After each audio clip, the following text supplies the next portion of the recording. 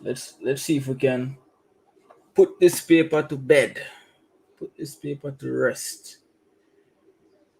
All right. If I'm going too fast, let me know. Turbo mode. Number one, their actions show that they were infirm. We're looking for opposites. Firm. They were firm in their rejection. We already know. Opposite of rejection is acceptance. Remember, if the paper is looking blurry, just turn up the quality on your device. Every effort was made to ensure his arrival. The opposite of that, jeopardize. It might look like avoid, but I'm gonna explain the ones that I think are tricky. All right. Hope you guys don't mind. I want to explain the ones that I think might be tricky. Every effort was made to ensure his arrival. This would have to be jeopardize, because what does ensure here mean? To make sure that this person arrives. That's what the meaning is. Every effort was made to make sure that this person arrives. Right? They're gonna ensure that his car is there. There's no traffic. The doors are open. You're ensuring the arrival. The opposite of that is to make sure he doesn't arrive, to try to mess up his arrival, which is to jeopardize it. Avoid sounds close, but avoiding something doesn't mean you're hindering it from happening. It just means you're trying to get out of its way or trying to escape it. So it's a slightly different meaning. All right. Paul was enthusiastic. When if you're enthusiastic, you are excited, hyped to do something. Opposite of that, you must be unconcerned. You don't care. Right? The compassionate man was known by many in the crowd. You're compassionate, you care about others, you're empathetic, you give people your money, you try to assist. Opposite of that, uncaring. Right? It means you don't care about anyone. Number five, as a result of the available evidence, the accused was apprehended and no further action was taken. We looked at this question in the marathon as well.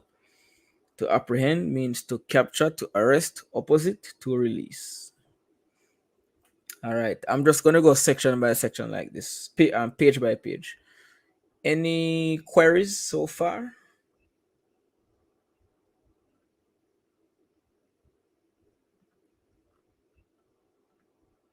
No?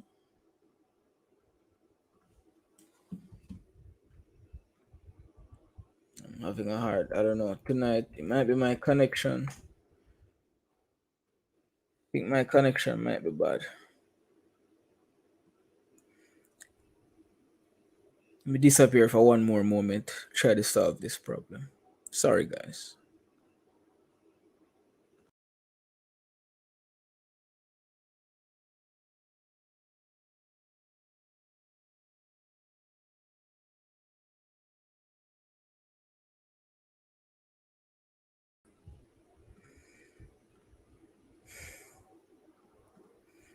Yeah, this thing is really iffy today. All right, so I'm finally seeing the comments. Everybody has a 4, 5 in the bag so far, stuff like that. All right, let's move on to the next page. All right, A for repetition or redundancy, too wordy. B for cliche or misused metaphor. C, bad grammar or diction. D, acceptable as stance. All right, let's see. He quickly reversed back. We can stop there and say that is redundant. It's absolutely not necessary. We looked at this question in the marathon. This should be it apostrophe s, which means it is. It is absolutely not necessary. So that's incorrect grammar. C. All right. 8, she had adequate time to prepare for the interview. Adequate means enough. No problem here. D. 9, we must ensure that we do not put the cart before the horse in this matter. This is actually a properly used metaphor, but I am pretty sure CSEC considers this a cliche. Cliche. Cliches are always tricky to identify. You can never be sure. whether or not something is considered a cliche by somebody else. But yeah, it seems like an obvious cliche to me. Sitting alone by himself, and then repeat over and over again. Lots of redundancies. Okay. Any queries about page 2 before I move on? Any queries?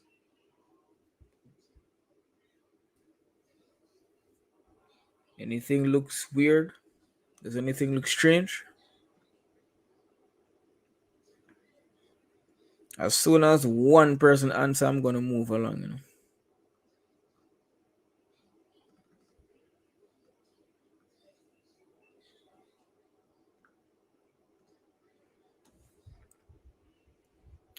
I'm still either you guys are not answering, or I'm still not able to see the comments for some reason, which is pretty annoying.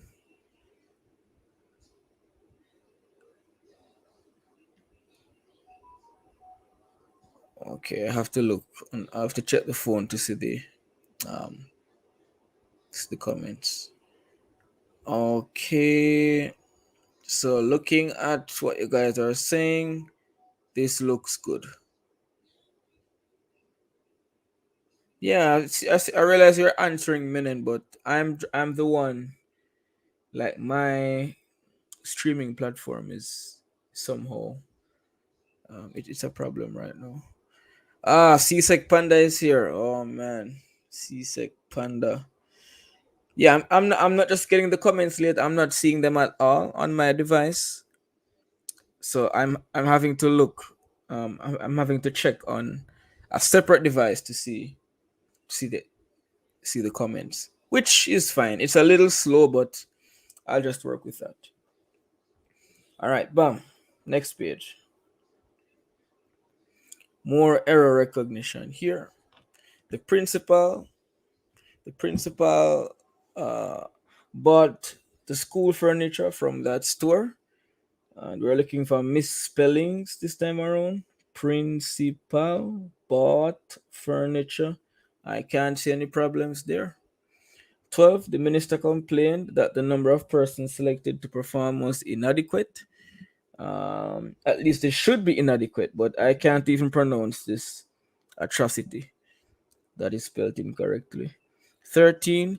The receipt. I can stop there. That IE looks weird. 14. His colleague thought that the accommodation provided was substandard. Colleague, accommodation, substandard, no error. And 15. Advise should be advice. All right, let me pause here and let you guys digest that. I'm checking the comments on my phone. Let me see. Let me see what's going on. Are you guys good so far? Is this page looking clear? Somebody says one wrong so far. 5 out of 5. 5 out of 5. Me get one. Me get 1 year so after I correct and rub it out. I was looking. Oh, sorry, Diva. Should have gone with your gut. The inadequate. Oh, the inadequate got you. Oof. You guys are writing your scores. What I'm asking if all of these questions look fine to you. Are you seeing any problems, any discrepancies? No? All right. Ray Ray, so we're good. So we're good. Let me move on. Bam. I don't necessarily like these questions. The these questions where you have to rearrange some stuff. All right. Here we are anyway. Revise each of the following sentences according to the directions that follow it. Do not change the meaning of the original sentence. Look at the options A to D for the word or phrase that best suits the revised sentence, and mark your choice on the answer sheet. So we have to make sure that we select the word or phrase that can be included in a revised sentence that brings about the same meaning as the original sentence. All right, it's going to be all right, Mom assured me. We can change this and we can say, Mom assured me that it was going to be all right. It was. Yeah, Mom assured me that it was going to be all right. 17. In your travels, you will meet people of different cultures. Begin sentence with your travels. Your travels will expose you to people of different cultures. Bam. A. 18. On learning of the impending hurricane, I think we have a hurricane phobia after this paper. On learning of the impending hurricane, many persons rushed to the supermarket. In other words, many persons rushed to the supermarket when they learnt of the impending hurricane. Okay? 19. The cricket match ended abruptly when many of the spectators stormed the field. In other words, many of the spectators stormed the field, so the cricket match ended early. Bam. 20. During my time at school, I was involved in extracurricular activities. In other words, I was involved in extracurricular activities while I was at school. All right, let me check the comments again just to make sure we're on the same page. Bear with me as I jump from laptop to phone to check the comments. Are we looking good in this section on this page?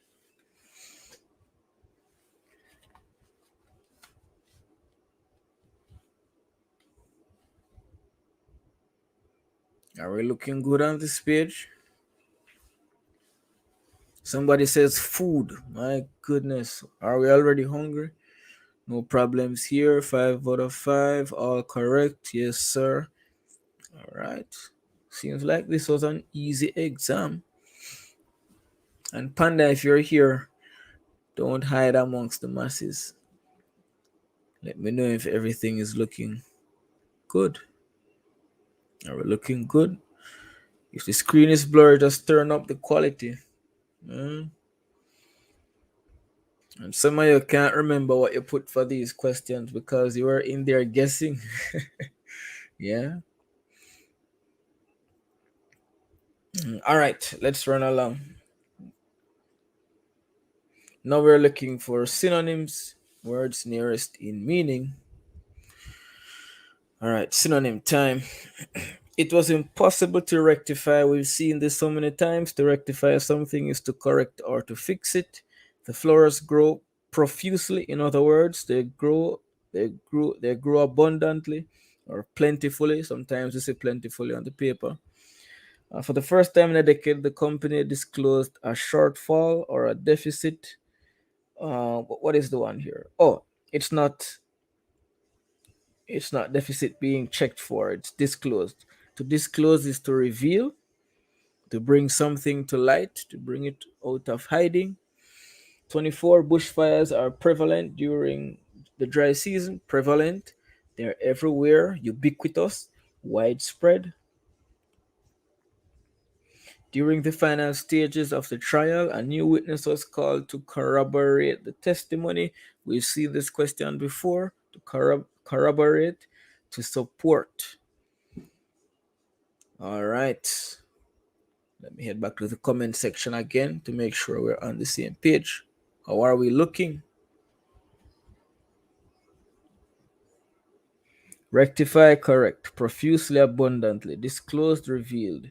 Prevalent, widespread. Corroborate, support.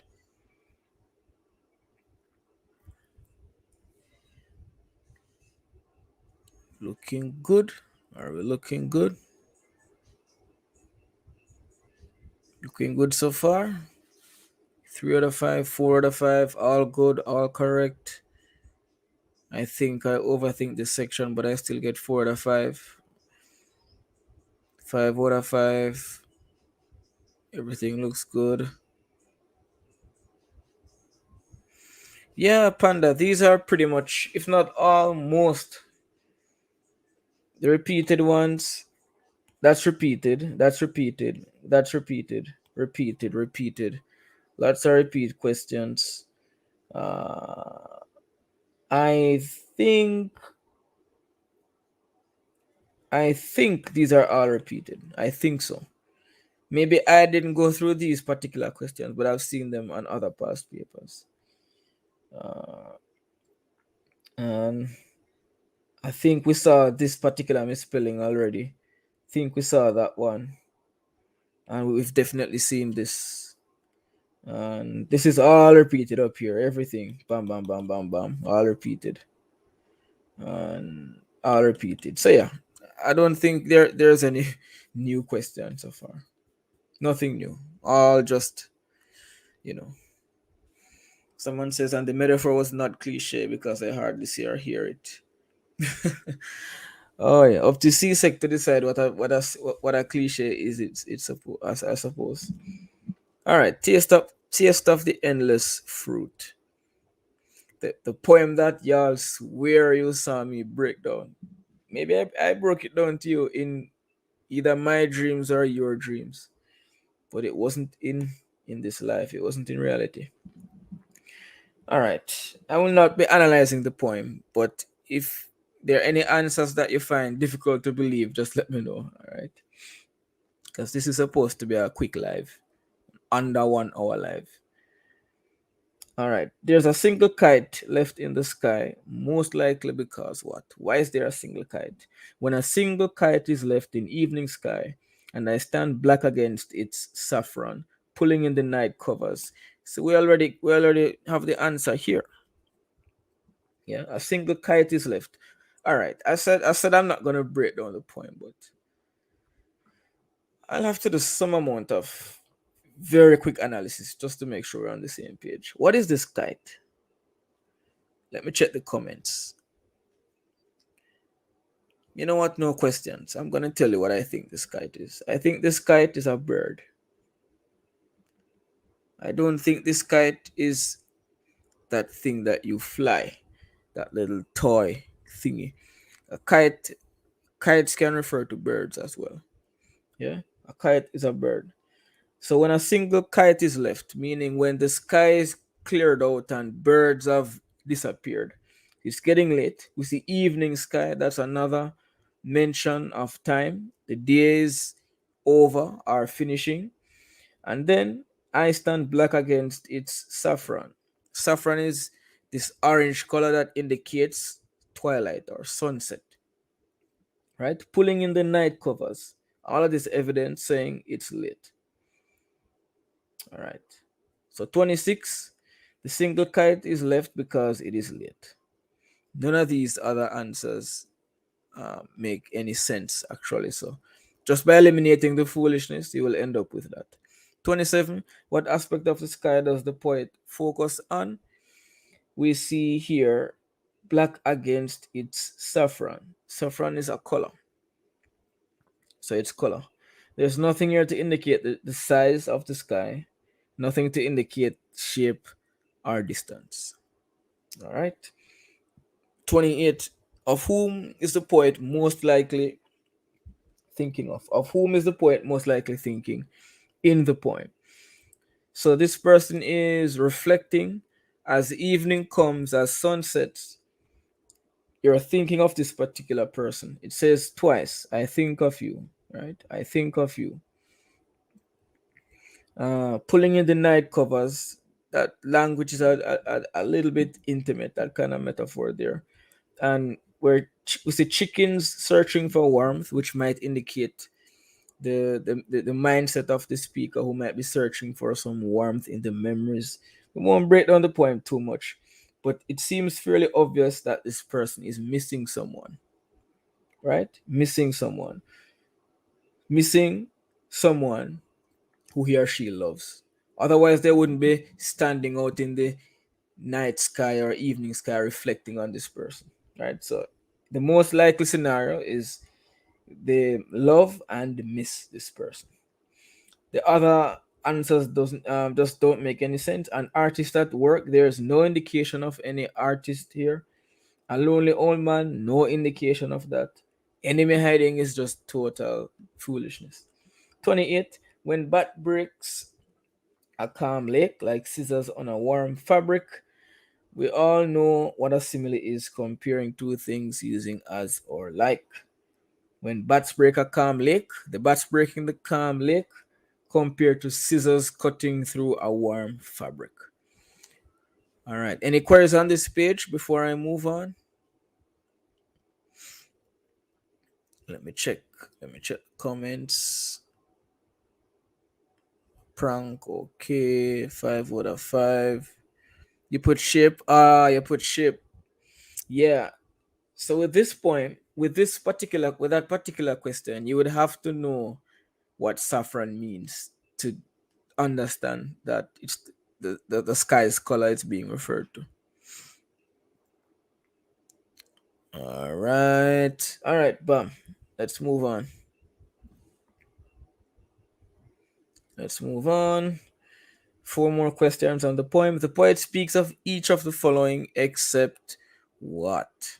What does the poet not speak of? Let's see. A single kite that is flying. Is there a single kite flying? It says here when a single kite is left.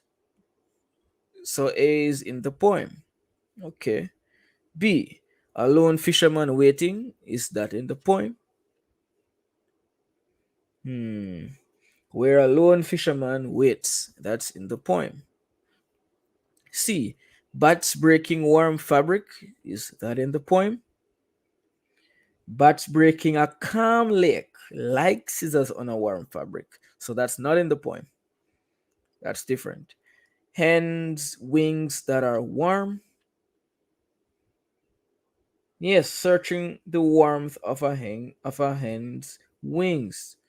So the only thing here that isn't mentioned in the poem would be the bats breaking warm fabric. Easy.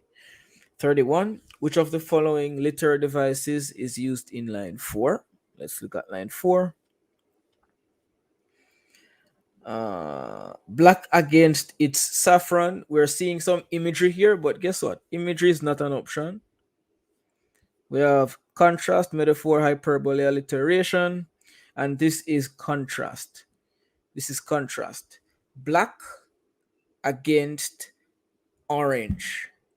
A visual contrast, a contrast of colors. So you can see that kind of silhouette-like imagery of an orange sky, kind of dark, a kind of twilight-looking sky, and then like a black shadow that is kind of painted against the sky to create that picture.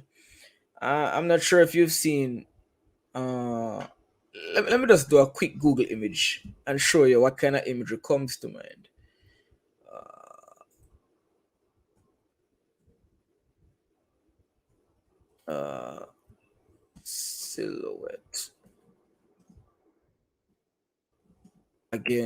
Silhouette against sunset. I think this image right here, or an image that looks like this. Let me bring this up in a moment. I think this image here.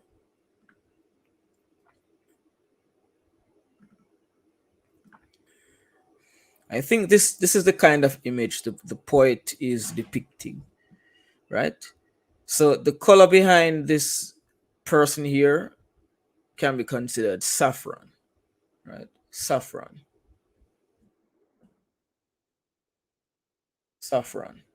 And then the black against the saffron, that creates the imagery. All right, does it make sense now? So you see the person there, and if you could even find one with a single kite, that would be pretty neat. Here we have many butterflies or many kites, but you get the imagery, right? The orange sky and the black against it creates a visual contrast that makes the scene more vivid. That is the idea behind the contrast. All right.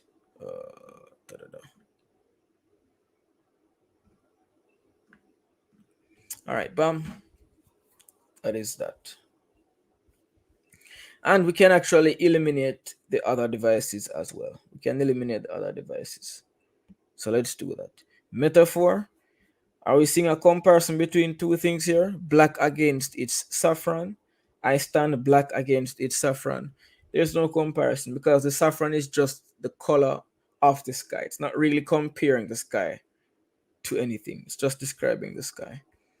Hyperbole, no hyperbole. Nothing is being um, exaggerated to the point where it could not be um, could not be um, conceptualized in a literal way. No hyperbole. And is there alliteration? Black against its saffron sky. Maybe there's a little bit of alliteration. Black against its. Not really. There are some consonants, but not really alliteration. So contrast is the only answer that could work. 32, the poet's intention is to, and we would have figured this out from a previous question, tell someone he or she is missing them. The other answers are kind of nonsense, kind of nonsense. Yeah. I think of you, I think of you. When blah, blah, blah, I think of you. When I see this, I see that, I think of you. So obviously, I'm missing you, right? Which word best describes the poet's tone? Nostalgic, because they're reminiscing, remembering, missing someone. Nostalgic is the only word here that captures that feeling. All right, let me check some comments. Let me see. Let me see how you guys are doing.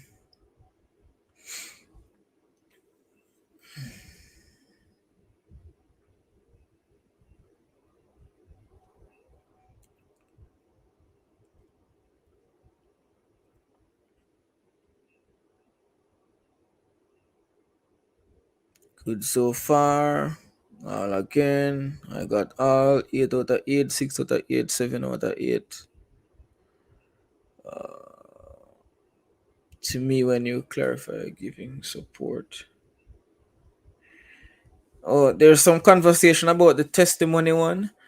Yeah, support in that case, you're not supporting the person, you're just supporting the testimony, meaning you're giving credibility to the testimony. Anyway, what about the poem? We're gonna move from the poem now, so let me know if there are any questions that look questionable.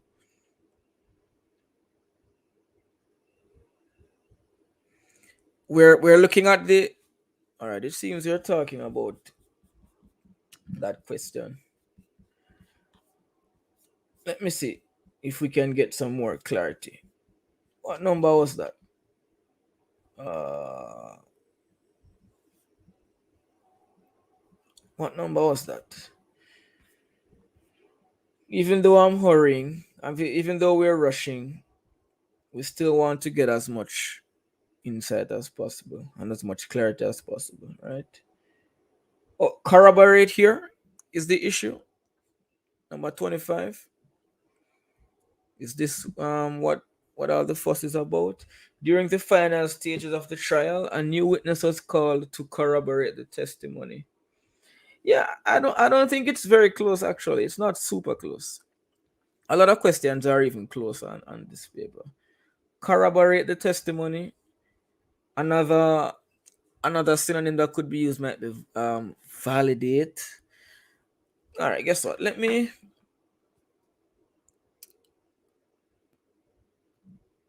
No, it wouldn't be clarify. It wouldn't be. Let me tell you why it wouldn't be clarify. Clarify is different. If I said, if I gave a testimony in court that said, I saw a man, but he looked kind of shady. That's my testimony. I saw a man, but he looked kind of shady. That testimony would need to be clarified because what I said just now was vague, unclear. Nobody really knows what I mean by looks kind of shady. So if they bring someone in and that person explains or adds more detail to what I just said, that would be clarifying the testimony. Corroborating the testimony would be, I saw a man and he was wearing green shoes. And somebody else comes in and says, I saw that same man and he was wearing green shoes. My testimony has not been clarified. Nothing has been made clearer. Instead, credibility or credence would have been given to my testimony because no, someone else is saying the same thing that I just said. In that case, my testimony would have been corroborated. If two people are saying the same thing, or three or four or five people, what they're doing, they're corroborating the story, right? If everyone is saying it, it must be true or almost true, right? Clarifying the testimony would mean adding more detail to it or making it easier to understand. So it's quite a different word. The meaning is quite different. The meaning would be quite different. Conclude. Conclude isn't even in the conversation. Who would conclude?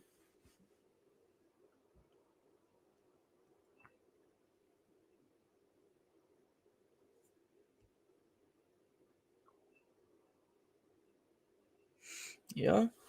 Yeah, so the corroboration, they're not supporting the person testifying. They're supporting whatever the testimony itself is, right? They're supporting the argument. Another word that could be used is confirm, right? Even though confirm is a very strong word, but corroborate is a better word here, because it's not saying the testimony is 100% true. It's at least saying we are getting some support for this story. All right, bam. Let's move along. If we still have trouble on that, you can always bring it up again, and we can talk more about it. All right, here we are. This is the reason we're all here after the hurricane, right? This is the passage we all we all love. We all love this hurricane madness. All right. Before I touch on the questions, this is one tricky, vague, weird passage that does not belong on any exam paper. That's my take. But that makes it fun. That makes it fun, right? Not fun for you guys. You guys, you have your lives on the line here. But it was fun for me to work through it. So there's no real action in this passage. We're just seeing like a precursor. We're seeing the setup for what is to be the action. We don't get to see the action, but we see this truck, and we see this person in the truck that would have been um, observing and preparing and setting up for whatever festivity or activity will be happening later, right? So it's a weird depiction that we're getting, because we're not getting the action, or we're not getting the climax of whatever the story would be leading to. We're just getting um that little precursor to it. So it's a little weird. It's a little strange. And the language is kind of obtuse. It some of it is not very easy to understand. Anyway, I will not read and break it down fully. I might do that another time, but for now, I just want to provide some insights into the answers I've come up with. All right, and I'll still give evidence for the answers that I've come up with. Yeah. Who nervous? Come on, man. No nervousness. No nervousness. What is done is done. No use crying over spilled milk. At what time of day did the main events of the passage occur? All right. Obviously, we can eliminate.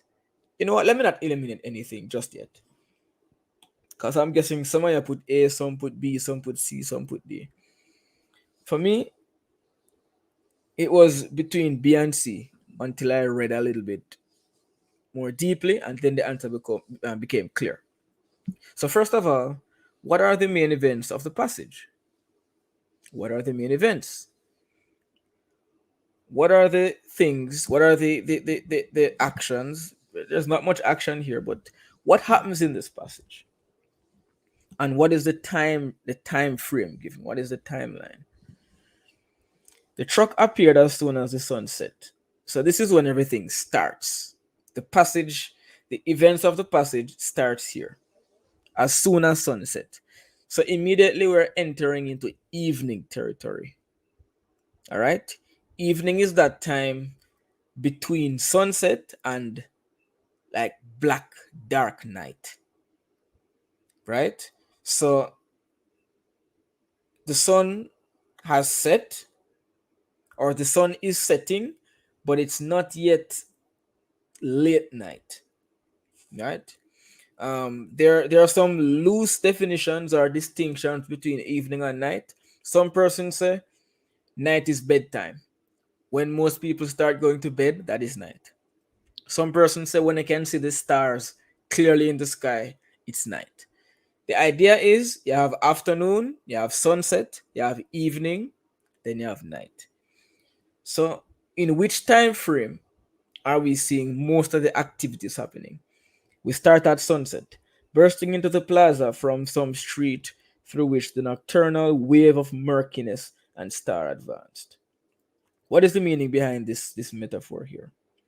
The truck appeared as soon as the sun set, bursting into the plaza from some street through which the nocturnal wave of murkiness and stars advanced. So, what is this wave of murkiness? The wave of murkiness could be the dinge or dirt or murk of the streets, the the messy alleyways, and even the very busyness of the streets could be considered murkiness. What about the stars? Does it mean that we are seeing stars in the sky? And I don't think that's what it means. I don't think we're seeing the stars, no. Right? The nocturnal, meaning this has to do with night, right? The nocturnal wave of murkiness and stars advanced, right? Through which they advanced. So perhaps if we're thinking of the literal stars, those stars are coming. So those stars might be visible soon.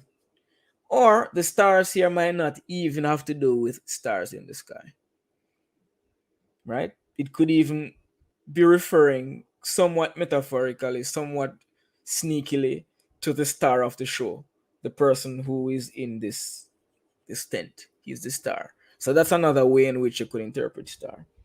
This is a passage, but it reads a little bit like poetry in some sections. All right. At once it proceeded. So we're talking about the truck now. At once it proceeded to circle the tree-lined rectangle a number of times, secret, stealthily, like an animal searching. So we're looking for time. We see another mention here with moon-shaped bench, but this doesn't give us any indication because this is just talking about the shape of the bench. So that doesn't have anything to do with time. All right, it passed, blah, blah, blah. It's dark blue, brimming with shoals of luminescent decal art. So we can imagine the art on the side of the truck being made bright by the moonlight. That is the imagery being painted here. And turning off the headlights. So if you had to turn, if the headlights were on to begin with, it means it would have been dark enough for you to need headlights, right? So we're getting the idea that this is definitely after sunset. That much is made clear.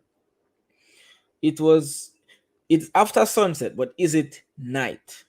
That's what we're trying to distinguish, right? Uh, it was the same enormous outlandish truck that had gone through blah blah blah blah blah. Okay. Looking at paragraph 3. Paragraph 3. Creating an unusual. All right, let's look at paragraph 4.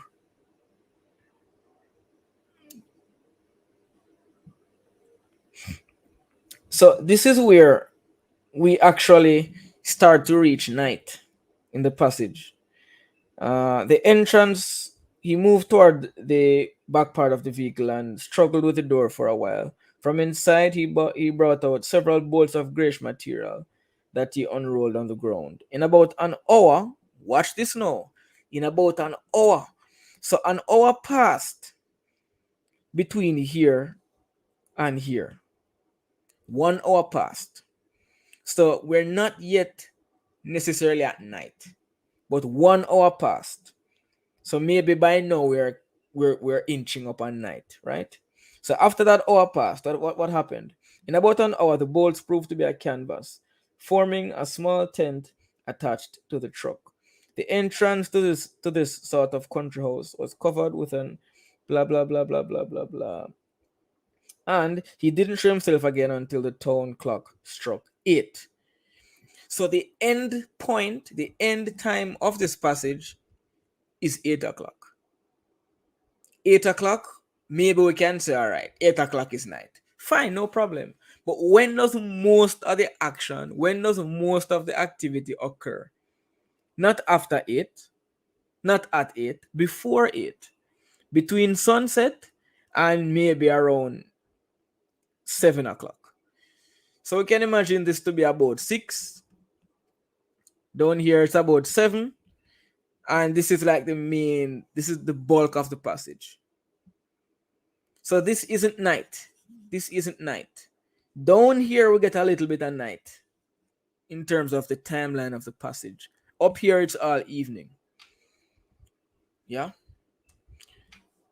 So this question here, at what time of day did the main events of the passage occur? Meaning this guy, pulling in and setting up, and we see all the description of the truck and the old men sitting on the bench watching. When did that happen? All of that happened in the evening. In the evening.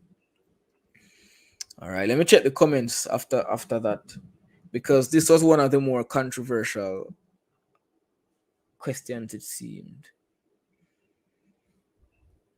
Yeah.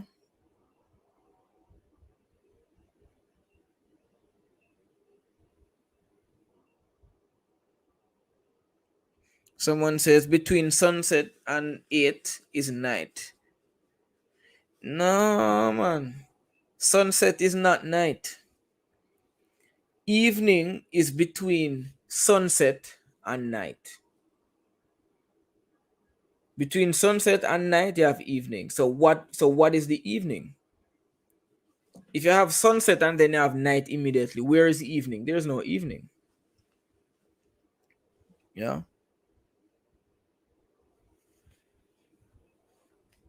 Someone says night starts at 9. I'm not sure if there's a particular time at which night starts, but if you're gonna break apart the day into time periods, then I would say maybe if sun sets at 6, you would have to give at least 2 hours before you might want to say, okay, evening is done.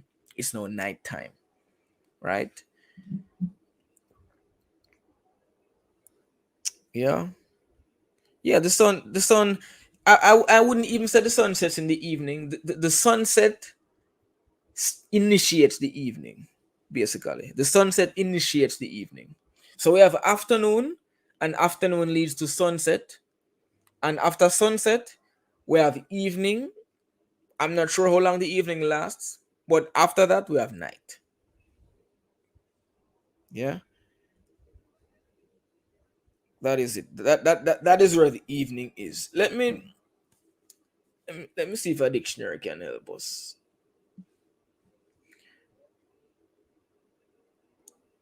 And this is just in general, not taking into consideration seasons and time zones, just the general difference or demarcation between night and evening.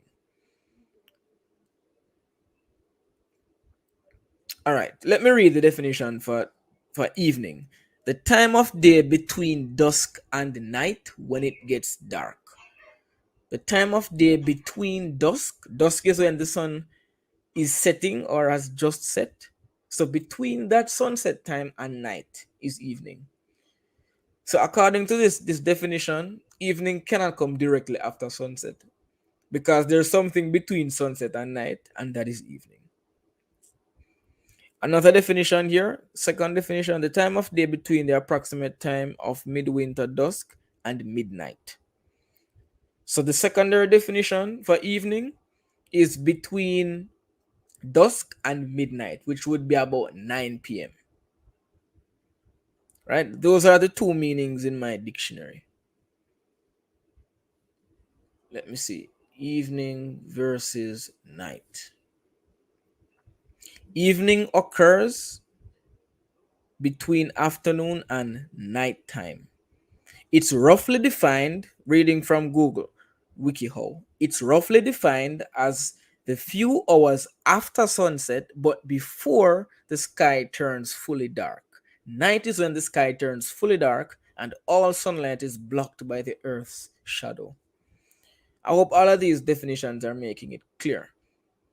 I know in the Caribbean we call anything that looks close to dark, we just call it night. But actually, evening is that period after sunset before the sky becomes like pitch black. That is evening. All right, are we clear on that? Are we clear on that? And most of the events happened at that time. The passage basically ended at the beginning of night. All right, bam. Let's move along. Let's move along. What effect did the truck have as it moved through the town? What effect did the truck have as it moved through the town? I guess we can immediately discard these dramatic or disturbing.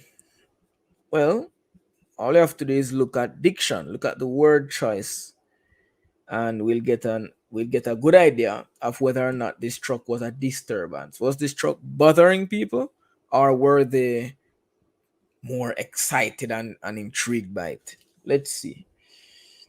Let's see.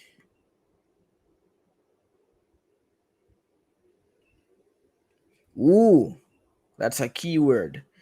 It was the same enormous. Look at these adjectives. When the questions are tricky, you have to look carefully at the language. It was the same enormous. If something is enormous, it is extremely big. In fact, it is too big. It's an extreme. It didn't say huge or large truck. Enormous. So the speaker is basically indicating that this truck was taking up all of the space. It was just this big eyesore, something like that. It was the same enormous, outlandish truck. What is outlandish? Weird, strange. What is this thing doing here? What's going on? That had gone through. Look at this, deafening everyone with its loudspeaker. Does that sound like music to people's ears? Deafening everyone? It sounds as if these people were disturbed. These people are being bothered, annoyed, maybe even frustrated by the truck. Of course, at the end, we see that they want some excitement and they're curious. But when the truck was going around in the afternoon, these people were disturbed by the truck.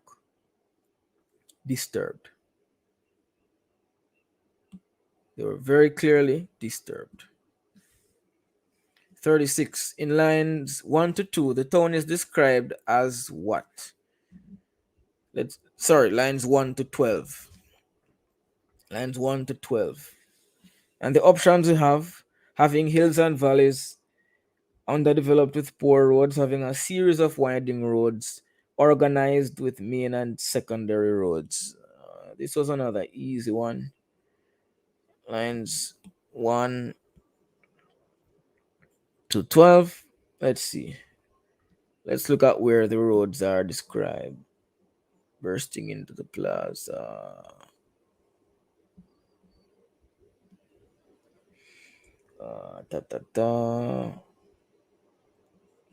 Slow entrance. Ooh, look at this. Would you look at this? Maze of streets. What does that mean? Maze of streets. Maze. All of these interconnected, twisting, winding, confusing, narrow roads. That's what we call a maze. A maze of streets. But we're not done yet. There's more description. Series of side streets that fed into it. Fed into what? Fed into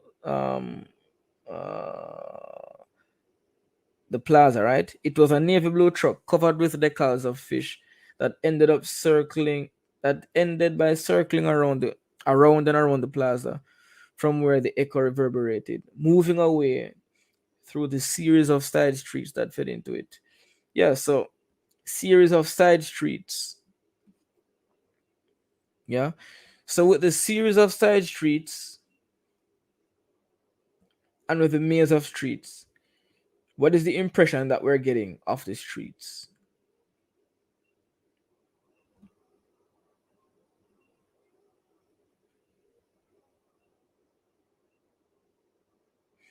And that fed into it. The it here is the plaza, not a road. All right, bam.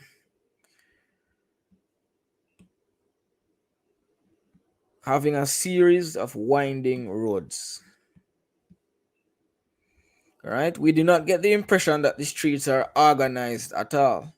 So it wouldn't be D. There's no organization. The streets seem to be twisted and garbled and even messy. That's the idea. No mention is made of hills and valleys. No mention is made to poverty. At least there's no direct mention to poverty. And yeah, organized is definitely not a word that we could use here. So C.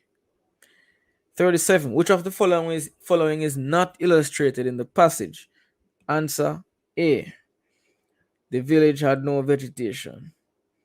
There's no mention made of any vegetation at all, whether it had vegetation or didn't have vegetation. Now let's look at B, C, and D. B. The people of the village were curious. Are we seeing that? Let's check. By then, the line of spectators already extended several times around the square. These people were lining up to see what was going on. They are curious. Yeah, that's curiosity right there. There might be other evidence, but just one is enough. Uh, Village life was quiet and uneventful. Let's see. Village life was quiet and uneventful. Let's see.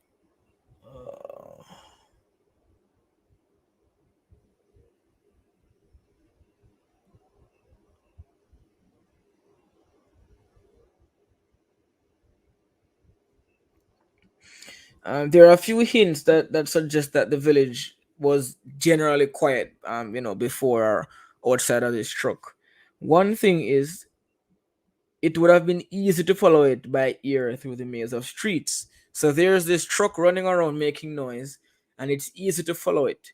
Why is it easy to follow it? Because it is the only thing in the village making noise. If the entire village was noisy and bustling with chaos, then it would not be easy to follow one loud truck. That truck would have been lost in the noise. So that is evidence one. Let's see. As if it had robbed the entire village of sound. So when the truck stopped making noise, there was no noise left. That was it. The village was quiet again. So clearly, the village is usually quiet.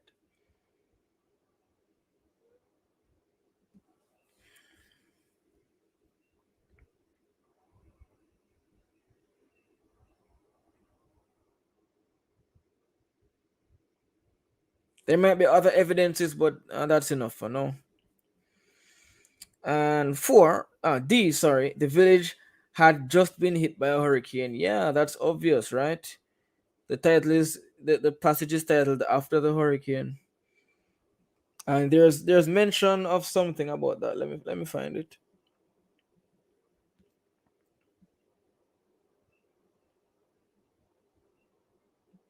Somewhere around here. So all of these three things are mentioned. The only thing not mentioned is anything about vegetation. All right, 38. And this, to me, is the hardest question on this passage. What is the dominant literary device used in the passage? This one is a tricky one. Very, very tricky. What is the dominant device? No, there are not many puns, if any at all, so we can eliminate pun. Simile, metaphor, hyperbole. Let's see if we can find similes, metaphors, and hyperboles. right, let me make this a clean copy so we can take a look at the devices. All right. Let me check the comments in the meantime just to make sure I'm on top of things. Sorry guys. Usually I can see the comments right in front of me, but tonight it's taking a bit more effort.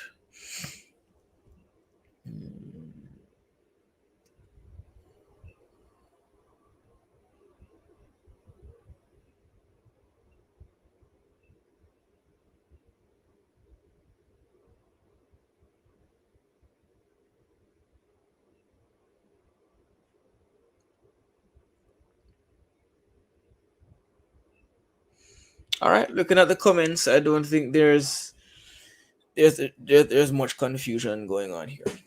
All right, so we're looking for what device might be the most dominant. Now, there are two ways to judge, at least based on this question. There are two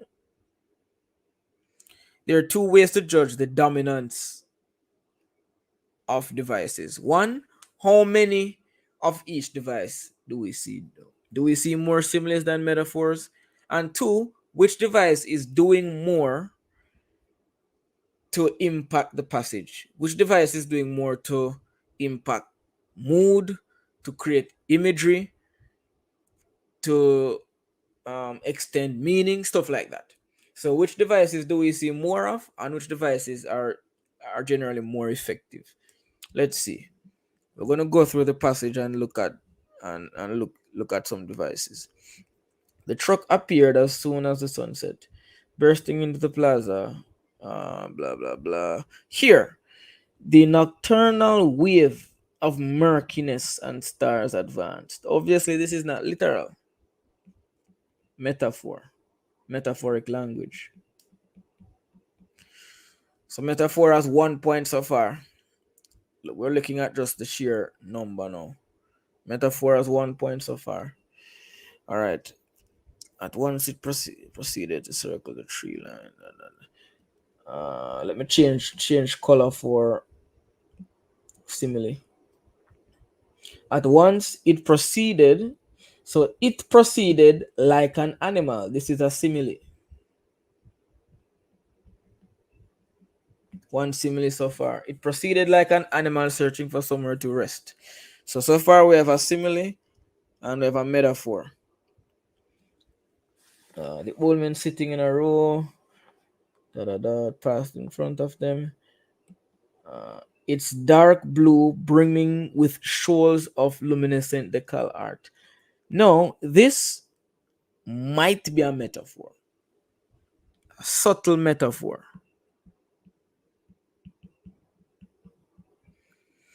There are some subtle metaphors and imageries relating to the pictures on the truck. The truck seems to have some pictures related to fish and water, right? And we have some metaphors that are kind of connecting to that. Very, very subtly, very, very stealthy metaphors. So here, it's dark blue, brimming with shoals of luminescent decal art. Shoals here might be referring to fish, like schools of fish, a multitude of fish. Shoals might also be referring to like like a seashore or a beach kind of area. That's another meaning for shoal, right? Which this would be metaphorical. Or a shoal can just mean a large amount of something. So here we have something that might be a metaphor, brimming with shoals of luminescent decal art. All right, let's see if we find anything else. Turning off the headlights, stopping, deafening everyone. I guess this is a hyperbole. Deafening everyone with its loudspeaker. Hyperbole. All right, what else can we find here? A maze of streets. A maze of streets. This is another piece of metaphorical language, because we know that the streets aren't literally a maze, right? They're not an actual maze. They weren't made to be navigated and solved like a puzzle, but they're maze-like. And so we could interpret this as a subtle metaphor. All right, let's continue. There's navy blue circling around. This is another possible metaphor, connecting to the shoals, connecting to the fish, connecting to the water, circling around and around the plaza. Might be a very subtle metaphor, comparing this bus that is circling around the plaza to a shark. Might be a subtle metaphor, comparing the bus to a shark circling its prey, right? And we see that the bus is said to be, um not the bus, the truck.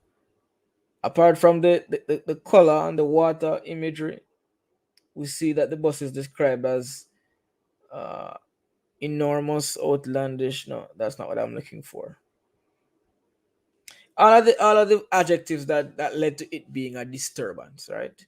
So that could be a metaphor. Maybe it's not. Maybe I'm overthinking it, but I had to search hard to find the devices. So I could be overthinking that one. And I couldn't find any other device, any other metaphors, similes, or hyperboles until I got to near the end, where I found, at once the man went inside like a mollusk into the shell, which would be an obvious simile. Yeah. So this is what I came up with in terms of the devices.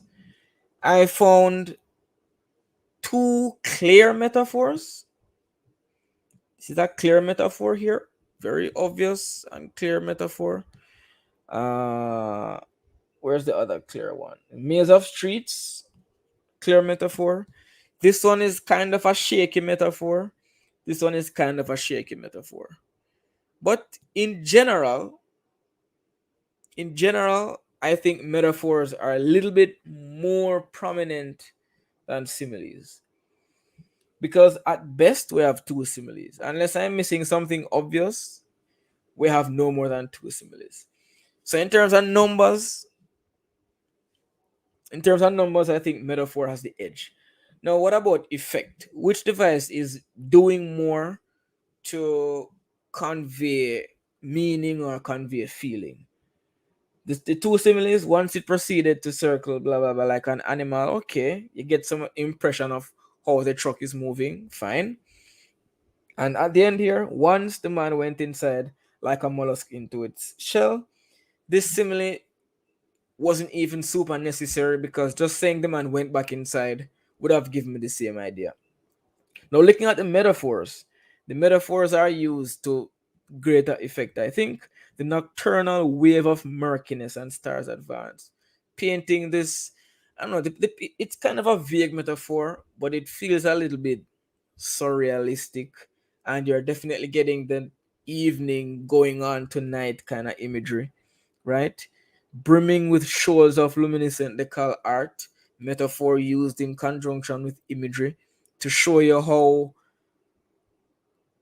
beautiful but also how conspicuous the truck was, right?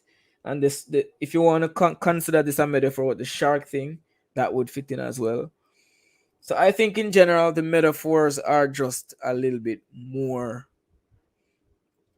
conspicuous and more effective and more significant in the passage. Yeah. Yeah. Also, hyperbole. I'm only seeing one piece of hyperbole, which is deafening everyone. I'm not seeing anything else in the way of hyperbole. There are three similes. What is the third simile? Veranant. What simile did I miss?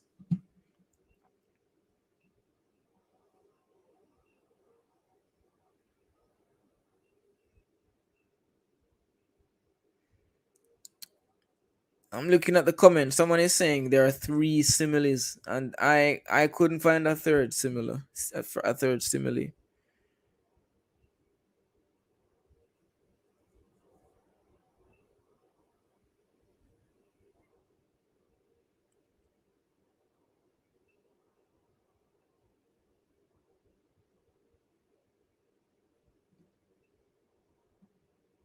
Yeah, but that is not a simile. You can't just look for the word as and assume that something is a simile. As if it robbed the village isn't, that's not a comparison between two things. So it's not just about finding the word add and then assuming that because the word as or the word like is there, it's a simile. Yeah. Let me find that sentence that you're referring to. The truck had gone into one of them and disappeared, creating an unusual momentary silence everywhere, as if it had robbed the entire village of sound. But what is the comparison? What is the comparison? It is comparing the loss of sound to the robbery of sound. As if is completely different. Is completely different from as. Yeah. So if I say I am I am moving as if I am a bird, that's different to saying that's different from I am moving as fast as a bird, or I am moving like a bird. It's quite different. Compares the silence to a thief stealing the sound.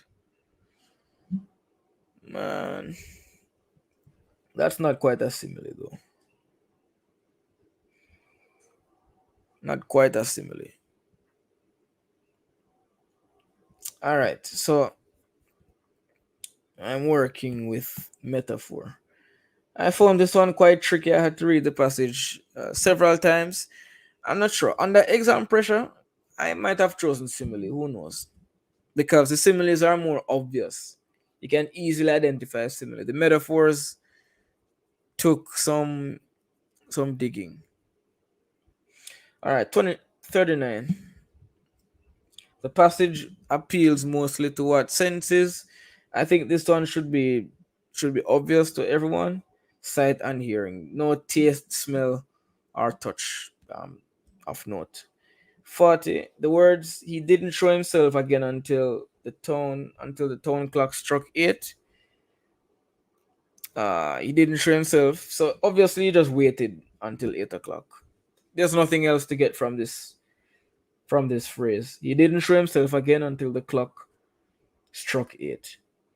So he went inside. He went inside his tent or whatever it is, like a mollusk into the shell. I guess the mollusk is some shelled creature. He went into it and he didn't show himself until this particular time. So he wanted to start his event or whatever he was doing. He wanted that to begin at 8 o'clock sharp. So he waited until 8. For the one, the last sentence of the passage highlights what? Uh, by then, the line of spectators already extended several times around the square of the plaza. So, obviously, even though this truck would have been a nuisance to the people earlier, they're clearly very curious to see what's going on. So, they are lining up to, I guess, enter or to see or to take part in. I don't know what's happening. I don't know what this man is going to be doing, but they're very curious. So, they're eager. They're eagerness of the villagers for entertainment. If they weren't eager, they wouldn't be lining up in droves. They wouldn't be lining up in such a great number. Right? It doesn't tell us how many the number of villagers present. We just know that there are many villagers. At least there are enough to line up a couple of times around the plaza. And we don't know what the entertainment is or whether it's going to be exciting. So we can't say B. And D doesn't really focus on the lack of entertainment, it focuses more on the eagerness of the villagers. All right, so that's it for this passage. How are we looking for this passage? Let me check the comments again.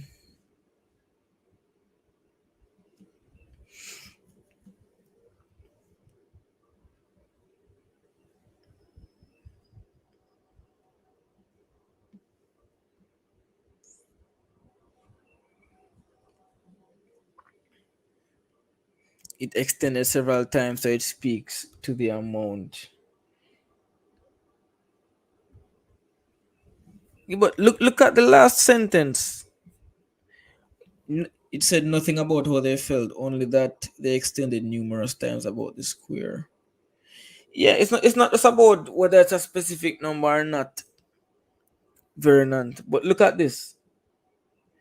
By then, the spectators, they are spectators, because they're watching. Remember, this whole passage is about this this truck and this tent and this man setting up. So the point is that even though this truck would have been a nuisance earlier on, we see that while it's making its circles in the night and setting up, the old men were watching, and after that, by 8 o'clock, he would have sounded the bell and said, "All right, let's start." And by that time, there would have been a very long line of people. So why is this long line of people there? This indicates that they are excited to get into the entertainment.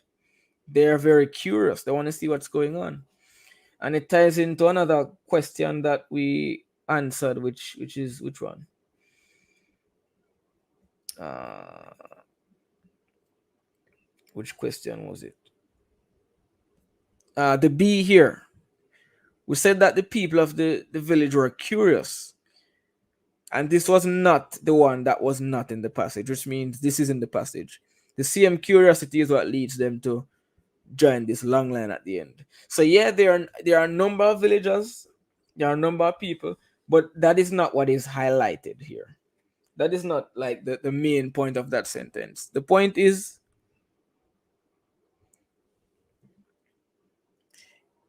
all the people saying Sarah take too long. Guys, I'm not holding you down.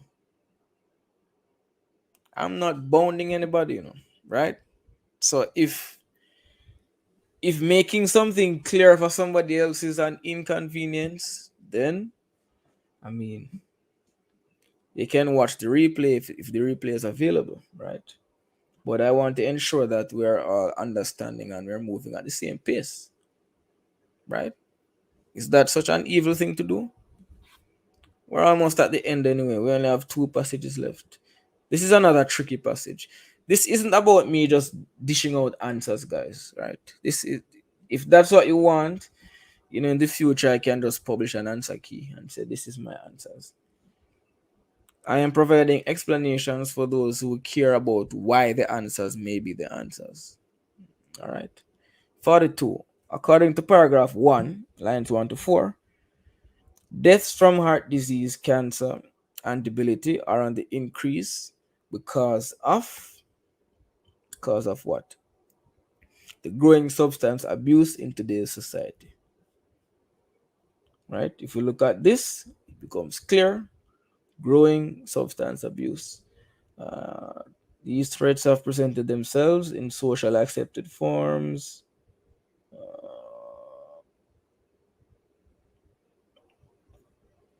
Pleasures of alcohol, spurious release gained from drugs, and we see smoking, and these abusing these things, these substances, that is what results in the many cases of heart disease, cancer, and debility. Okay. 43. The words succumbing and dependence imply that the habits of cigarette smoking, alcohol, and drug use, you just need to know what succumbing means. If you succumb, it means you give in or yield or lose to an overpowering or overwhelming force. If you are dependent on something, you can't do without it. So it should be obvious, have an overpowering effect on people. These habits are overpowering us. We can't help it. We are victims of these things. It's like they're masters over us. That's what these words mean. That's what these words mean. 44. The writer feels that deaths from cigarette smoking can best be minimized if governments institute new policies. And uh, looking through the entire passage, the focus is on governments doing better. There's mention made of individuals, making better lifestyle choices. I think at the end that is mentioned, but the main points relate to like policy change and governmental change and stuff like that. Let's see.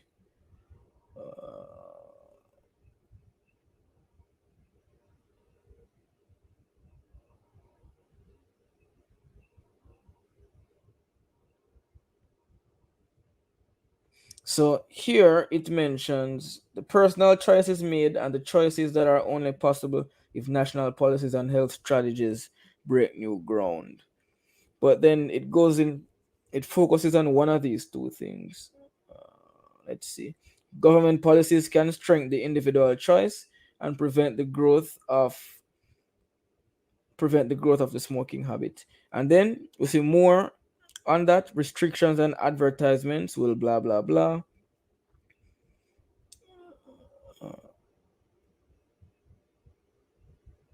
Governments maybe blah blah blah.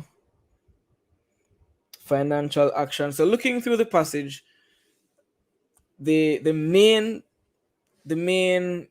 solution the writer is proposing has to do with new policies, right? Basically. 45. From paragraphs 1 and 2, we may deduce that cancer is what? And this, for me, this one was the trickiest on this passage. Um, A and B are true. These are both true. So which one do we choose as the answer? Actually, more likely, C might also be true. D doesn't make any sense. So the question is, from paragraphs 1 and 2, what can we deduce? I think we have to understand what the word deduce means in order to answer this question accurately. To deduce is not just to find information in a text, it's to draw a conclusion or make a sensible assumption based on the facts presented. So it means we're not looking for a fact that is clearly stated. We're looking for a conclusion that can be drawn from the facts stated.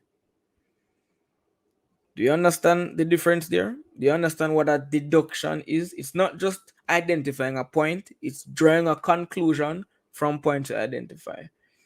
And the point that we can draw from 1 and 2, from paragraphs 1 and 2 here,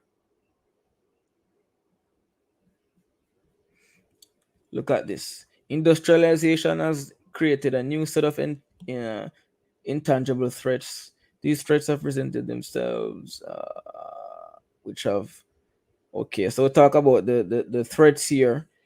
Because of the substance abuse, we have heart disease, cancer, debility. Since many developing countries are succumbing to the same habits and dependence, they lay themselves open to the same diseases. What diseases? Cancer, etc. Right? One can work by one rule of thumb, blah, blah, blah. Once a country achieves a life expectancy at birth of 60 years, cancer rapidly moves up the ranking of health problems and whatever. So what we can deduce is that these developing countries are now at like a greater risk when it comes to cancer. We already know for a fact that cancer is caused by excessive alcohol, drug, and cigarette use. We do not need to deduce that information. There's no need to deduce that. Sorry, that wasn't cancer. What we can deduce, or what we can presume based on the information, is that where is it?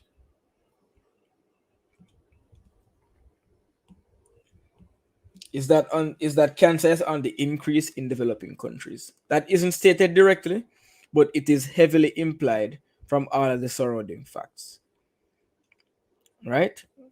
Since many developing countries are succumbing to the same habits, they lay themselves open to the same diseases. What same diseases? Cancer. So while B and C might be facts, they're not deductions that we have to make.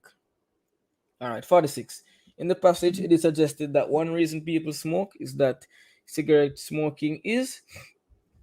B is a sensible answer, but A is a little bit stronger. The reason the people smoke. Why do they smoke? Let's see why. What is the reason? Let's look at the reason. Da, da, da, da, da. The socially acquired glamour of cigarette smoking. Glamour, right? So industrialization has created a new set of intangible threats to health. These threats have presented themselves in socially accepted forms. And we're talking about the threats now. The socially acquired glamour of cigarette smoking. That is one. Socially acquired glamour. In other words, smoking is fashionable and glamorous. It is the in thing, and everybody wants to smoke because smoking is cool. Now, advertisements are mentioned, but it's not mentioned as the reason why people are smoking. It's not mentioned as the reason, right? It's not mentioned as the reason. Let's look at where advertising is mentioned. Looking for the advertisement part.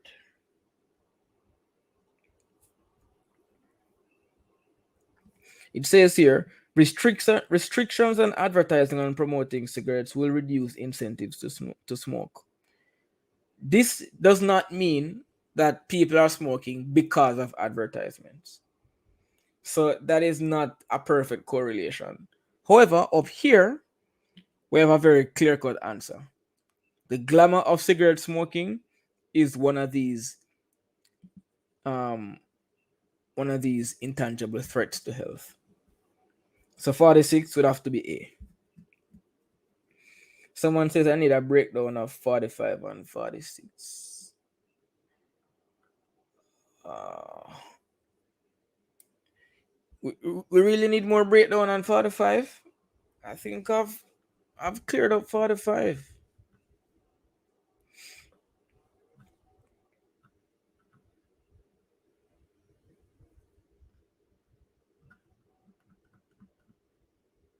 What's wrong with 45? From paragraphs 1 and 2, we may deduce. The keyword I think is deduced, which means what conclusion can we draw from the facts presented. All right, let's move on to 47. All right, let's move on to 47.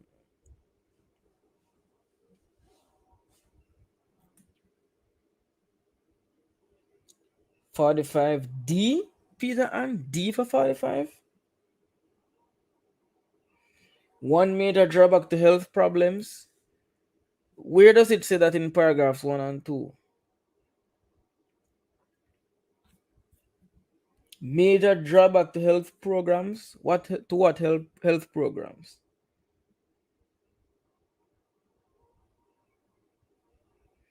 I don't see any evidence of D. I'm sorry, I can't see any evidence of D. I can see evidence of A, B, and C, but not D. Whereas A is the strongest deduction I can make. All right, 47. We might still have some disagreements, That's how these things go. 47. In the last paragraph, which of the following is not suggested as a way in which dangers to health can be reduced? This is another tricky one.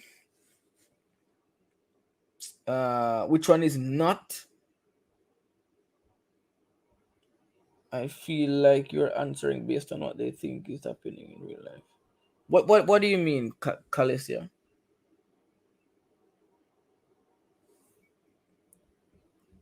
So which of the following is not suggested as a way in which dangers to health can be reduced? Let's see. Look at the last paragraph.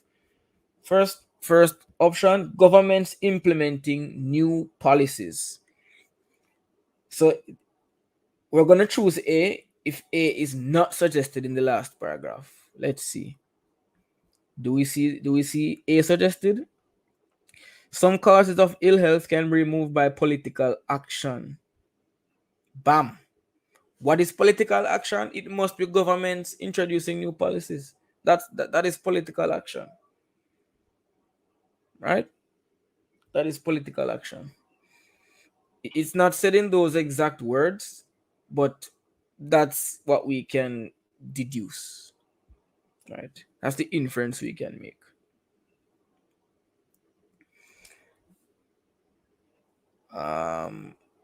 B, allocating funds adequately. Is that mentioned? Financial investment. Basically the same as allocating funds um, accurately. Political action and financial investment. A and B. What about C? Individuals altering patterns of living. Is that there? Individuals altering patterns for living, patterns of living. But for some, brought about by the way people live,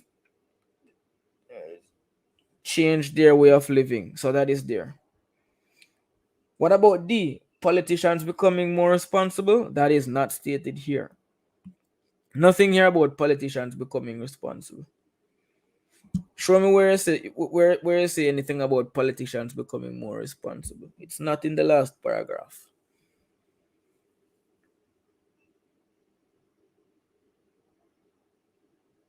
Yeah?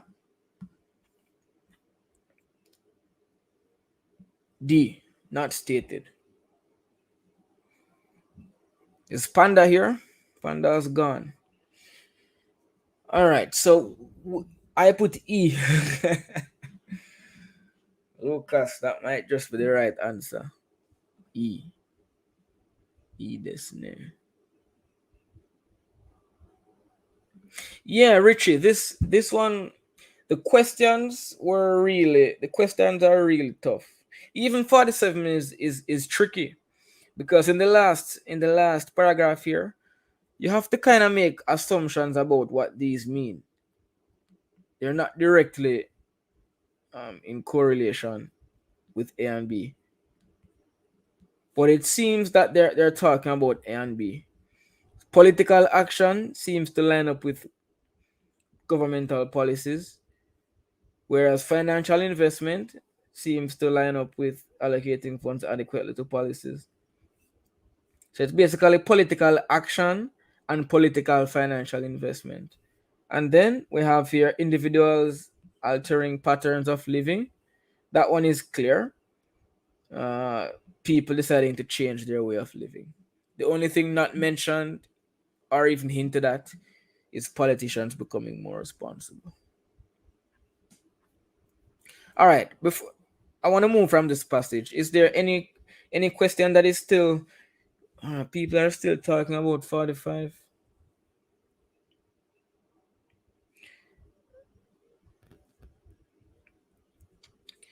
Guys, what does the word deduce mean? Deduce. What is the meaning of deduce? For the people still arguing about 45, what is the meaning of the word deduce?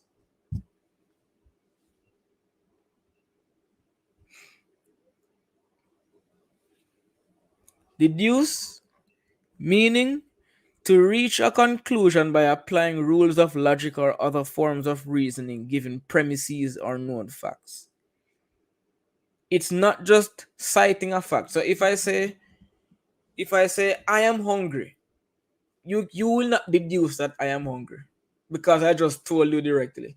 If I say I haven't eaten from morning, then you can deduce that I am hungry. You can use what I said, the fact of what I said, and make and draw a conclusion based on what I said. It's not just taking the information, it's interpreting it and drawing a conclusion. So you can't deduce something that is clearly stated in the passage. Cancer is caused by excessive alcohol, drug, and cigarette use. That is clearly stated, so there's no need to deduce that. Looking at B, there's no need to deduce that.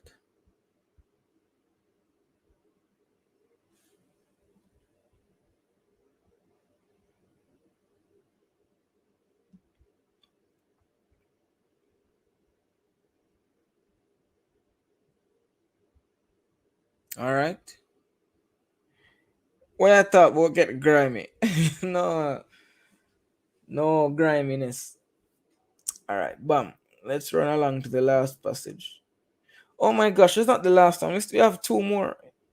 But this is a repeat passage, so I think we should be able to sprint through this one. Should be able to run through this one, right? The writer uses the word brain to make fun of the decisions. Obviously, he doesn't think that these people have brains. Do you remember this passage, guys? You're looking at the brains passage right now. This is an open request to try to find who is the brain behind this traffic management in Paulo. And we know that the traffic management is horrible, terrible. It's not good. So obviously the brain behind it is really the brainlessness, the idiot behind it. So he's using brain to make fun, just being sarcastic. So when the writer repeats, looking at 49, when the writer repeats, not them in paragraph 1, what does he imply? Let's see. This is an open request to find who's the brain of blah blah blah. Does anybody know? I tried traffic branch, not them. Highways, not them.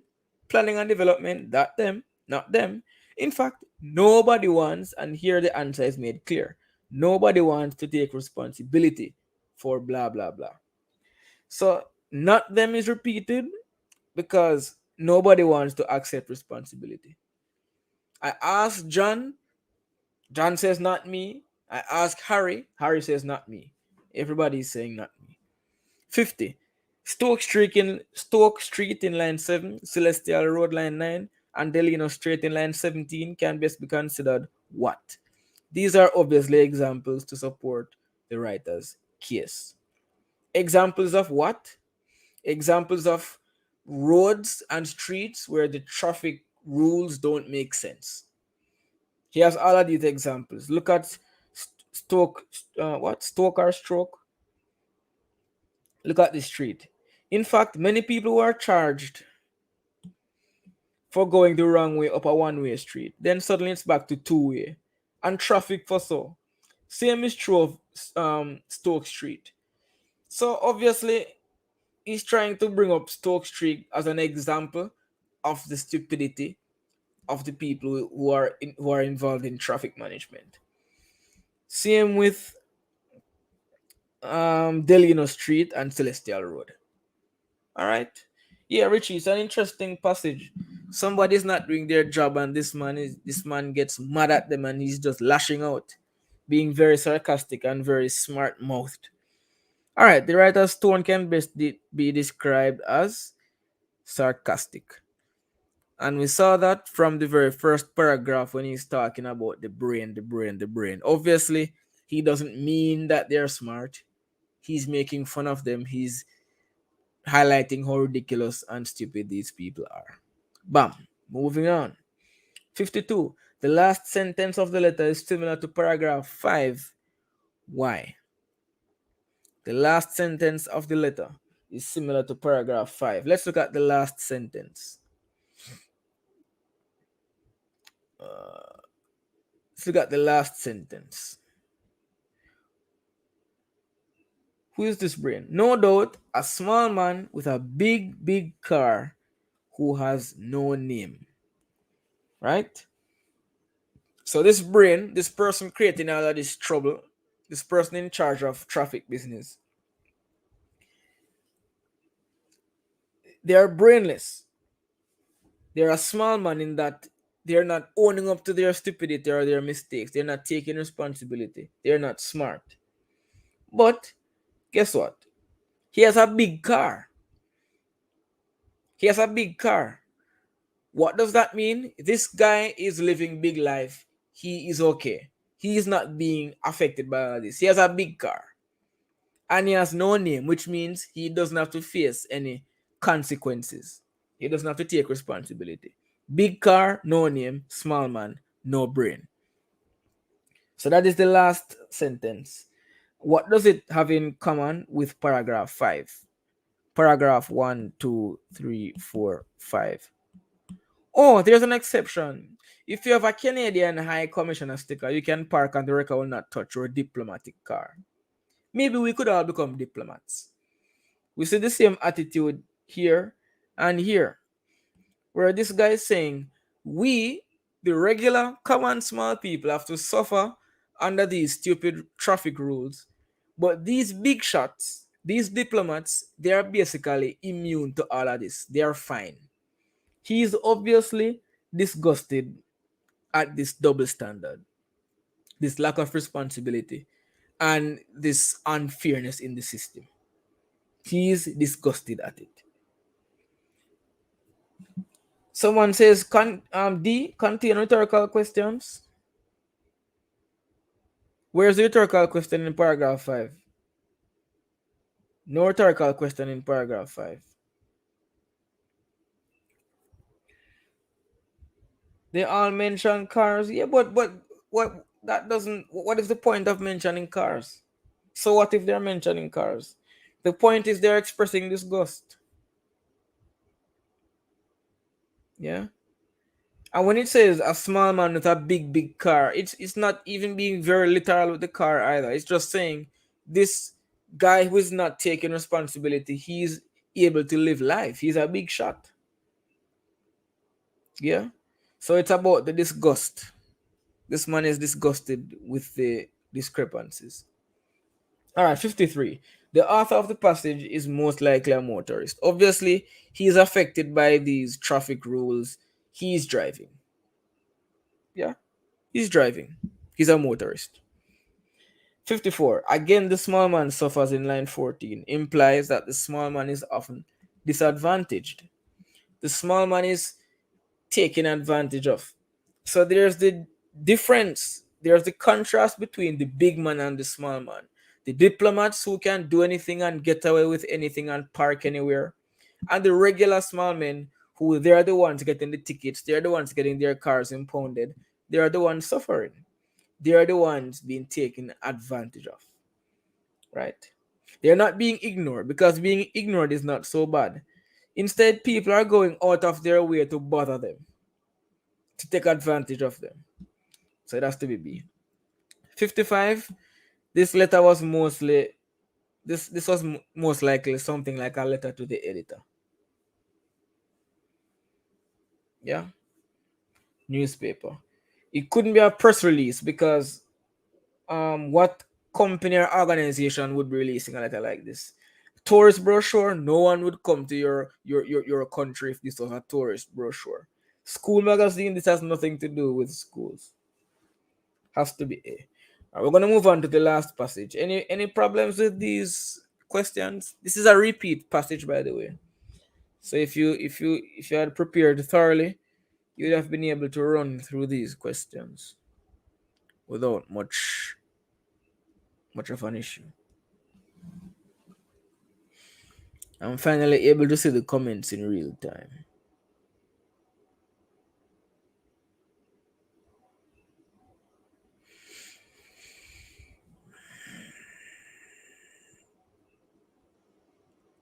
Well, you people insist on writing your scores, how much out of 8. uh, you really remember all the answers you put? Really? All right, bam. Let's move to the last one. Easy, easy, easy. We end with an easy passage.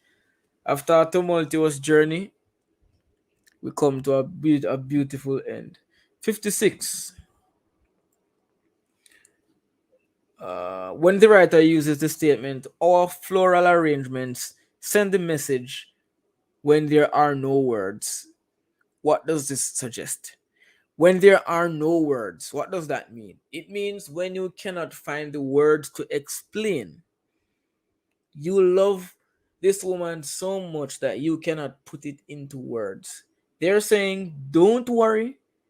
All you have to do, come to our shop, buy some flowers, and they say a picture is worth 1,000 words. A bouquet is worth 1,000,000 words, right? Flowers can convey the message more clearly than spoken word. It is an obvious answer. Let's look at it.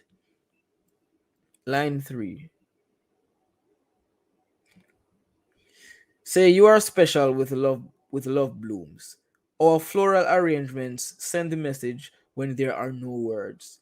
Do you know what it means when there are no words? When you're at a loss for words, when you're unable to express yourself verbally, this is what you have to do. Because if you're so deep in love and you love someone so much and you want to make them feel special, maybe you can't just use words to do it. You have to use something that is more powerful than words. In this case, use the flowers. All right, easy. And the other options don't really make sense. Yeah, 57. According to the advertisement, the treatment applied to the flowers do what? Let's find the treatment. Hmm. Let's find the treatment. Where's this treatment? Here we go. New revolutionary treatment ensures longer lasting freshness. So the flowers are going to stay fresh for a longer time. They're not going to wilt and go bad. Makes the flowers stay fresh for a longer period. It literally said so. Yeah. It said it quite plainly. That's what the treatment does. Ensures longer lasting freshness. Okay, 58.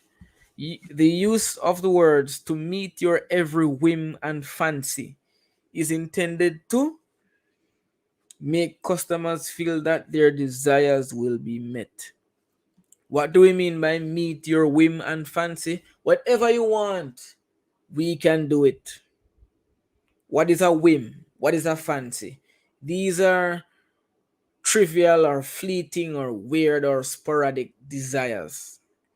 So, for example, I might say, I want a chocolate ice cream with strawberry jam on top.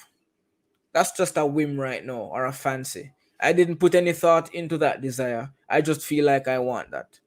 So they're saying line 7 to 8, line 7 to 8, and the arrangers will fashion your requests for specialty designs to meet your every whim and fancy. What they're saying is whatever kind of arrangement you want, whatever design, whatever color, whatever impression you want to make, whatever message you want to convey, we can get that done for you. Very clear cut. 59. In using the statement 9 out of 10 customers, blah blah blah, the writer's purpose is to do what? This one was a little iffy. I think A is a surface answer because yeah, they want to show that people like the company. But what is, I guess, like the deeper intention to saying 9 out of 10 people, blah blah blah? I think the deeper meaning is to encourage patronage or to get customers by appealing to the need to be a part of the group. So when you read that, where is it? 9 out of 10. When you read that 9 out of 10 customers, all of these people, 90% of people, are finding value, reliable, efficient, are finding our service to be efficient and reliable. When you read the statistic, you're going to be thinking, wow, I want to be a part of that customer base. I want to be one of these 9 who are getting this kind of value. So I don't think A is an impossible answer. I don't think A is ridiculous, but I think D goes a little bit deeper into the intention, into the intent of the copywriter here, whoever wrote the advertisement. It's not just showing that people like the company, I think. And it definitely doesn't show how many people use the service. 9 out of every 10, but we don't know what the number is. And there's some research done, but what is the point of the research? So A is, for me, a good second place answer. 60, what is the primary purpose of the advertisement? The same purpose of every advertisement, to persuade somebody to use some service or buy some product. Yeah, so these are my thoughts on the paper. Yeah, I feel fairly confident in these answers. Vinay, you put A for which one? For 59?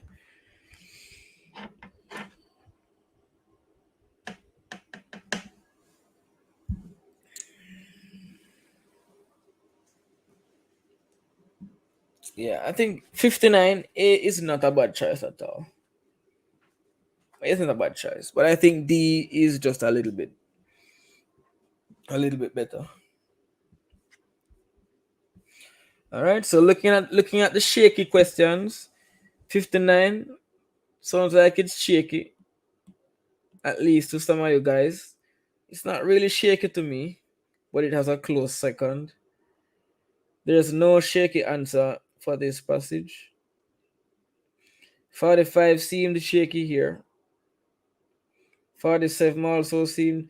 These three questions seem shaky to some of you, and they took some effort from me as well. And this one was a little difficult to find. This one caused some trouble. Yeah, everything else was easy.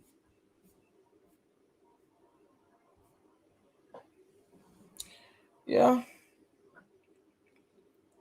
So yeah, guys, that's basically it from me right now. Yeah, that's it from me right about now. I hope you guys aren't fretting and trying to calculate the exact scores. Vinay 59. Whoa, whoa, whoa, whoa.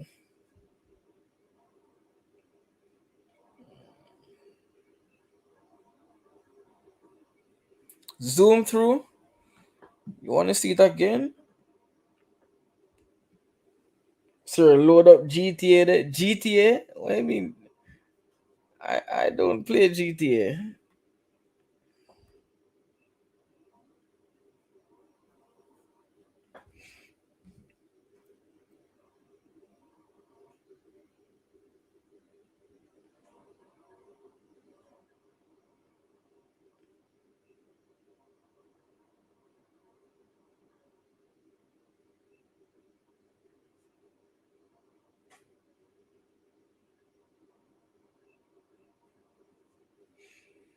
I think the first half of the paper was pretty easy. Vinay, you're an online student. You're not doing English in class, in a classroom, a physical classroom.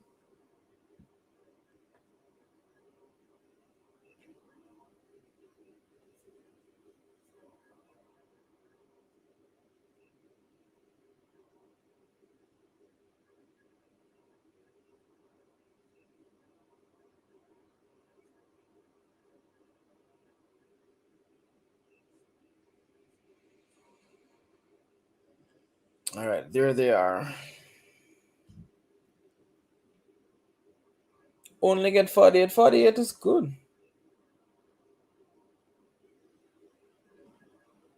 Yes, Sassy, at least you found me before the exam. Last year I got so many comments saying I'm finding this channel after the exam. Oh, that's always a painful comment to read. Oh, yo, Sassy Diva, why are you saying such a thing?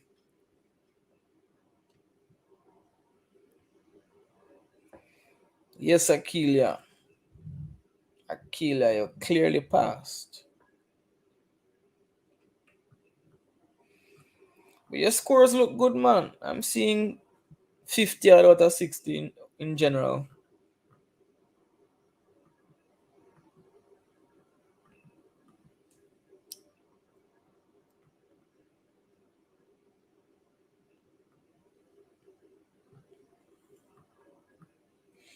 Boy, there's still the mystery of whichever teacher went through that poem because it wasn't me.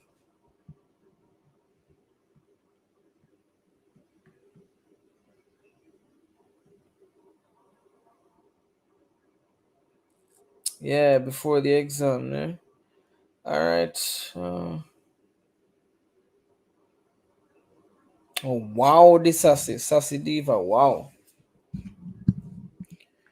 boobies, you're back. You've been here all along. Yeah, just noticing the name again. From Guyana, love from Japan. So anyway, that is it from me, guys. I guess you might just not see me again because y'all are done with English A, and the English B people done with English B. Yeah, my pleasure, my pleasure, my pleasure.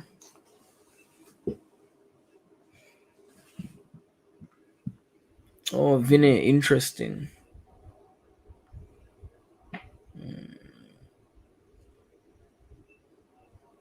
You found my channel 2 days before the exam? Wow. You binged, man? Did you binge? Oh, jeez.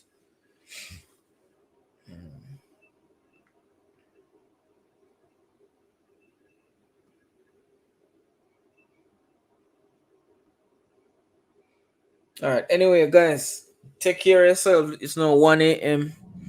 I stayed up late just to give you guys, this little session. It was supposed to be a very quick live, but I don't know. I ended up explaining some answers for a long time. Oh, you watch the lives. So yeah, people, take care and good luck. I think you still have exams. Do you still have more exams, or is that it? Camera blurry. Yeah, Richie, no problem. Do you guys have more exams left, or are you home free? No, it done, man. It don't like the camera. It's as done as my camera. English was last. All right, so I've been with you guys to the very end, né? To the very end. All right, we're gonna end with a blurry image. People, blessings. Take care. I'm gonna get some rest. I have a very early day tomorrow. Sleep in peace, knowing you did well. 35 out of 60. If you did well on the other papers on the SBA, you'll be fine, man. Home free, yeah. Yeah, guys, don't forget about the channel. Come by every now and then, and share some insights, and just you know watch some stuff. Continue to support the channel. Yeah, yeah, yeah. Anyway, guys, you have worked for your once, so take it easy. I'm gonna get some sleep.